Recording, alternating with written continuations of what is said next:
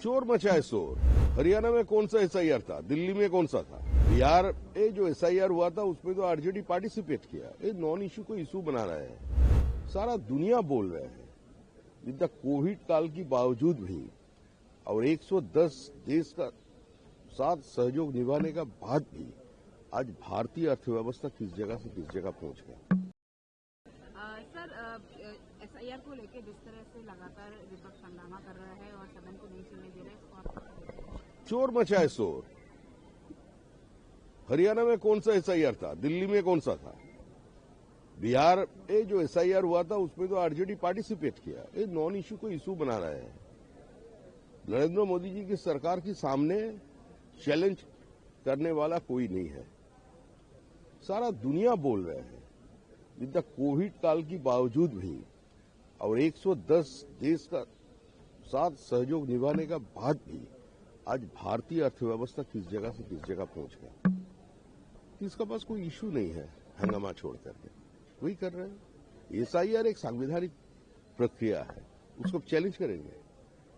संविधान हाथ में लेकर घूमने वाला, जेब में रखने वाला लोग, उसको ये समझना चाहिए संविधान जीने का सहारा है।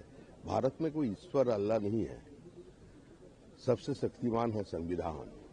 अगर उसको आप चैलेंज करेंगे तो संविधान की भी कोई प्रावधान है, उसका भी कोई भाषा है, वो उस भाषा से तो संविधान बात करेंगे। सर, बताया ये भी जा रहा है कि कल दिन की शुरुआत से ही जो है वो एसआईआर को लेकर पहले बाहर प्रोटेस्ट करेंगे इंडिया अलायंस के सारे मेंबर्स, और जो है सदन को नहीं चले देंगे। लास्ट जो सेशन था वो भी वॉकआउट हुआ था, इस सेशन में भी स्टार्टिंग में हमने देखा इंडिया अलायंस तो ये शताब्दी का सबसे बड़ा जोक है।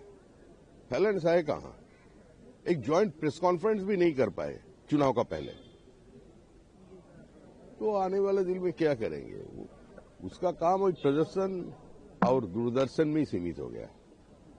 बस जमीन का साथ आज किसी पॉलिटिकल पार्टी का कोई संयोग नहीं है।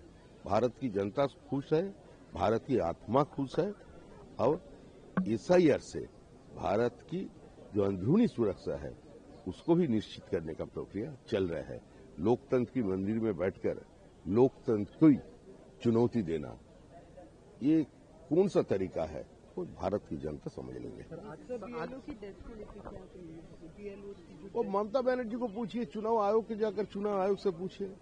हम लोग तो बोलते हैं, बार बार ये बोल रहे हैं कि गणेश कुमार जी को कलकत्ता आना चाहिए, सीईओ ऑफिस में आकर थोड़ी देर के लिए बैठना चाहिए, मुर्शिदाबाद डिस्ट्रिक्ट में जाकर के अधीर रंजन चौधरी का घर पे चाय पीने चाहिए, नॉर्थ 24 परगनाज में जाना चाहिए, दक्षिण 24 परगना में जाना चाहिए।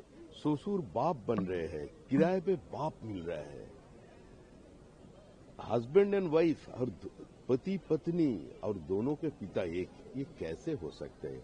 हिंदुस्तान में अपने भाई बहन से कब से शादी का प्रक्रिया चालू हो गया, ये भी तो थोड़ा सा देखें। 3 दिन पहले जिसका 3 बेटा था, आज उसका 8 बेटा हो गया, ये कैसे संभव है? थोड़ा ये देखने के लिए तो कम से कम आए। हमारा ममता जी तो बार बार बोल रहे हैं एक ये बांग्ला मैंने सबसे आगे बंगाल है, तो इस चीज में भी सबसे आगे बंगाल है, ये परखने के लिए तो एक बार आ गया। ससुर कैसे बना बाप, ये तो फिल्म में आना हो रहा है बंगाल में।